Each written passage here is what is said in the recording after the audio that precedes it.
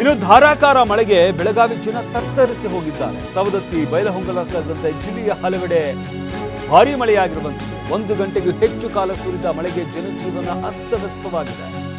ಸವದತ್ತಿಯ ಗಿರಿಜನ ಓಣಿ, ಬೆನ್ನಿಕಟ್ಟಿ ಓಣಿಯಲ್ಲಿ ಮನೆಗಳಿಗೆ ನೀರು ನುಗ್ಗಿದೆ. ಅಬ್ಬರದ ಮಳೆಯಿಂದ ಬೈಕ್ಗಳು ಮುಳುಗಡೆಯಾಗಿದ್ದಾವೆ. ಯಲ್ಲಮ್ಮನ ಗುಡ್ಡದಲ್ಲೂ ಕೂಡ ಮಳೆಯಾಗಿದೆ. ಇದರಿಂದಾಗಿ ಭಕ್ತರು ಪರದಾಡಬೇಕಾದಂತಹ ಪರಿಸ್ಥಿತಿ ನಿರ್ಮಾಣವಾಯಿತು. ಒಟ್ಟಾರೆಯಾಗಿ ಬೆಳಗಾವಿ ಜಿಲ್ಲೆಯಾದ್ಯಂತ ಸಾಕಷ್ಟು ಕಡೆ ಮಳೆಯಾಗಿರುವಂಥದ್ದು. ಭಾರೀ ಮಳೆಯಿಂದ ಜನಜೀವನವೇ ತತ್ತರಿಸಿ ಹೋಗುವಂಥ ಪರಿಸ್ಥಿತಿ ನಿರ್ಮಾಣವಾಗಿದೆ. ಯಾಕಂದರೆ ನೀರು ರಸ್ತೆಯಲ್ಲೆಲ್ಲ ಯಾವ ರೀತಿಯಾಗಿ ನೀರು ಎಷ್ಟು ರಭಸವಾಗಿ ಹರಿತಾ ಇದೆ, ಎಷ್ಟು ನೀರು ಹರಿತಾ ಇದೆ ಅನ್ನೋದನ್ನು ಗಮನಿಸಬಹುದಾಗುತ್ತೆ. ಸವದತ್ತಿ, ಬೈಲಹೊಂಗಲ ಸೇರಿದಂತೆ ಜಿಲ್ಲೆಯ ಹಲವೆಡೆ ಸುರಿದಂಥ ಭಾರೀ ಮಳೆಯಿಂದ ಆಗಿರುವಂಥ ಅವಾಂತರಗಳಿವೆ. 1 ಗಂಟೆಗೂ ಹೆಚ್ಚು ಕಾಲ ಸುರಿದ ಮಳೆಗೆ ಜನಜೀವನವೇ ಅಸ್ತವ್ಯಸ್ತವಾಗಿದೆ.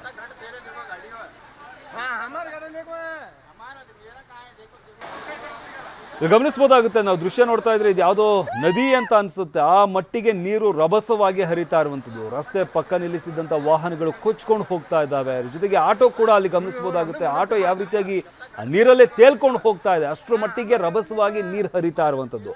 ಅದನ್ನು ಹಿಡ್ಕೊಳ್ಳೋದಕ್ಕೆ ಅಲ್ಲಿದ್ದಂಥವ್ರು, ಆಟೋ ಚಾಲಕ ಸೇರಿದಂತೆ ಪಕ್ಕದಲ್ಲಿದ್ದವರು ಕೂಡ ಪಾಪ ಸಹಾಯ ಮಾಡ್ತಾ ಇದ್ದಾರೆ, ಹಿಡ್ಕೊಳ್ಳುವಂಥ ಪ್ರಯತ್ನ ಮಾಡ್ತಾ ಇದ್ದಾರೆ. ಆದರೆ ಅವರು ಎಲ್ಲ ಸೇರಿ ಹಿಡಿದ್ರೂ ಕೂಡ ಆಟೋ ನಿಲ್ಲಿಸೋದಕ್ಕಾಗ್ತಾ ಇಲ್ಲ. ಕೊಚ್ಕೊಂಡು ಹೋಗ್ತಾ ಇದೆ ಆಟೋ. ಅಷ್ಟರ ಮಟ್ಟಿಗೆ ರಭಸವಾಗಿ ನೀರು ಹರಿತಾ ಇರುವಂಥದ್ದು. 1 ಗಂಟೆಗೂ ಹೆಚ್ಚು ಕಾಲ ಸುರಿದಂತಹ ಭಾರೀ ಮಳೆಯಿಂದ ಈ ಅವಾಂತರ ಆಗಿರುವಂಥದ್ದು. ಸವದತ್ತಿಯ ದೃಶ್ಯವನ್ನು ನಾವು ಗಮನಿಸ್ತಾ ಇದ್ದೀವಿ.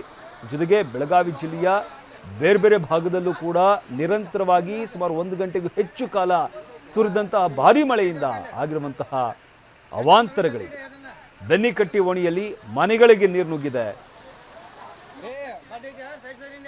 ತಗ್ಗು ಪ್ರದೇಶದಲ್ಲಿರುವಂತಹ ಮನೆಗಳು, ಅಂಗಡಿ ಮಳಿಗೆಗಳು ಎಲ್ಲವೂ ಕೂಡ ಸಂಪೂರ್ಣವಾಗಿ ಜಲಸಮವಾಗಿದ್ದಾವೆ. ಗಮನಿಸ್ತಾ ಇದೀವಿ ಯಾವ ರೀತಿಯಾಗಿ ರಸ್ತೆಯಲ್ಲಿ ನೀರು ಹರಿತಾ ಇದೆ ಅನ್ನೋದನ್ನ. ಮತ್ತೊಂದು ಕಡೆ ಅಂಗಡಿ ಮಳಿಗೆಗಳಿಗೂ ಕೂಡ ನೀರು ನುಗ್ಗಿರುವಂಥದ್ದು. ಇದರಿಂದಾಗಿ ಸಾಕಷ್ಟು ಪ್ರಮಾಣದ ವಸ್ತುಗಳೆಲ್ಲವೂ ಕೂಡ ನೀರು ಪಾಲಾಗಿದೆ.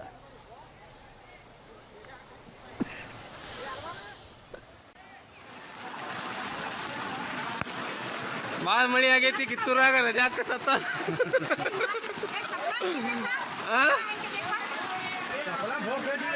ಕುರ್ಲಿ ಒಳಗ ಕೈ ಮಾರ, ನಾನು ಪೇಪರ್ದಾಗ ಕೊಡು ಮತ್ತೇನ ನಿಂದ ಪೇಪರ್ದಾಗ ಭಾಳ ಮಳಿ. ಮೆಂಬರ್ ಬೆನ್ನಾಗ ಅಲ್ಲಿಕ ಪಾನಿ ಗೊತ್ತಾರ ಕೌಂಟರ್.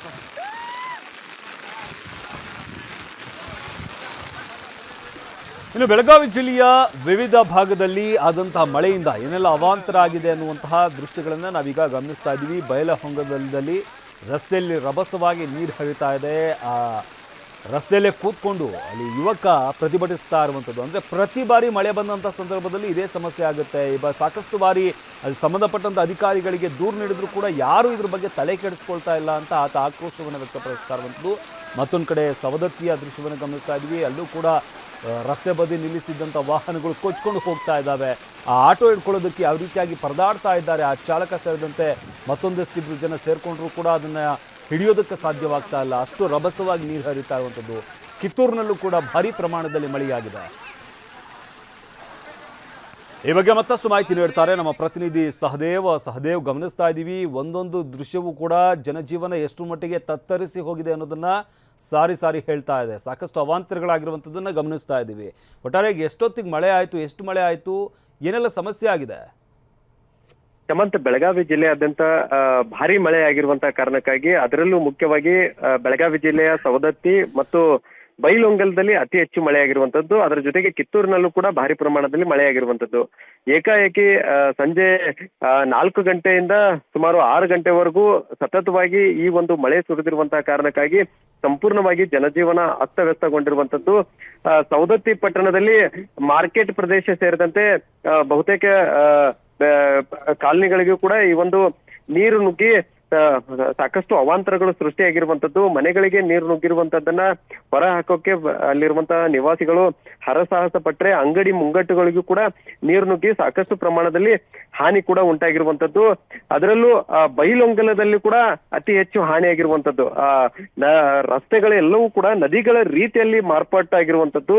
ಪ್ರವಾಹದ ರೀತಿಯಲ್ಲಿ ರಸ್ತೆಗಳಲ್ಲಿ ನೀರು ನುಗ್ಗುತ್ತಿರುವಂತಹ ದೃಶ್ಯಾವಳಿಗಳನ್ನು ಕೂಡ ಗಮನಿಸಬಹುದಾಗಿದೆ. ಬೈಕ್ ಸವಾರರೆಲ್ಲರೂ ಕೂಡ ತಮ್ಮ ಪಾರ್ಕಿಂಗ್ ಮಾಡಿದಂತಹ ಬೈಕ್ಗಳನ್ನು ಹಿಡಿಯಲು ಸಾಕಷ್ಟು ಹರಸಾಹಸವನ್ನ ಪಡಬೇಕಾಯ್ತು. ಅದರ ಜೊತೆಗೆ ಕಾರುಗಳು ಕೂಡ ಓಡಾಡದ ರೀತಿಯಲ್ಲಿ ನೀರು ಏಕಾಏಕಿ ನುಗ್ಗಿ ಬಂದಿರುವಂತ ಕಾರಣಕ್ಕಾಗಿ ವಾಹನ ಸವಾರರೆಲ್ಲರೂ ಕೂಡ ಪರದಾಟವನ್ನ ನಡೆಸಿದ್ರು. ಬೈಲಹೊಂಗಲ ಹೊಸೂರು ರಸ್ತೆಯಲ್ಲೂ ಕೂಡ ಈಗ ನೀರು ನುಗ್ಗಿರುವಂತ ಕಾರಣಕ್ಕಾಗಿ ಆ ಒಂದು ರಸ್ತೆ ಸುಮಾರು 3 ಗಂಟೆಗಳ ಕಾಲ ಸಂಚಾರ ಬಂದ್ ಆಗಿತ್ತು. ಇನ್ನೊಂದು ಕಡೆ ಕಿತ್ತೂರಿನಲ್ಲೂ ಕೂಡ ಅಂಗನವಾಡಿ ಕೇಂದ್ರ ಸೇರಿದಂತೆ ಮಾರ್ಕೆಟ್ ಪ್ರದೇಶದಲ್ಲೂ ನೀರು ನುಗ್ಗಿರುವಂತಹ ಕಾರಣಕ್ಕಾಗಿ ಅಲ್ಲೂ ಕೂಡ ಜನಜೀವನ ಸಂಪೂರ್ಣವಾಗಿ ಅಸ್ತವ್ಯಸ್ತಗೊಂಡಿರುವಂತದ್ದು.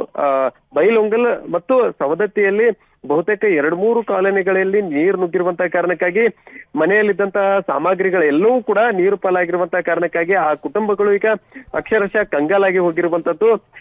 ಇನ್ನು ಬೈಲಹೊಂಗಲದಲ್ಲಿ ಸಾಕಷ್ಟು ಬಾರಿ ಮನವಿಯನ್ನ ಮಾಡಿಕೊಂಡ್ರು ಕೂಡ ಸ್ಥಳೀಯ ಅಧಿಕಾರಿಗಳು ಯಾವುದೇ ರೀತಿಯಾದ ಸ್ಪಂದನೆ ಮಾಡದ ಹಿನ್ನೆಲೆಯಲ್ಲಿ ಚರಂಡಿ ನೀರು ಈ ಒಂದು ಮನೆಗಳಿಗೆ ನೀರು ನುಗ್ಗಿರುವಂತ ಕಾರಣಕ್ಕಾಗಿ ಓರ್ವ ನಿವಾಸಿ ಕೂಡ ಅಲ್ಲಿ ಸ್ಥಳದಲ್ಲೇ ನೀರಲ್ಲೇ ಪ್ರತಿಭಟನೆ ಕೂಡ ಮಾಡಿರುವಂತದ್ದು ಸಂಗತಿ ಎದುರಾಗಿರುವಂತದ್ದು. ಸ್ಥಳಕ್ಕೆ ಅಧಿಕಾರಿಗಳು ಭೇಟಿ ನೀಡಿ ಆತನನ್ನ ಮನವೊಲಿಸುವಂತ ಕೆಲಸ ಮಾಡಿದ್ದಾರೆ.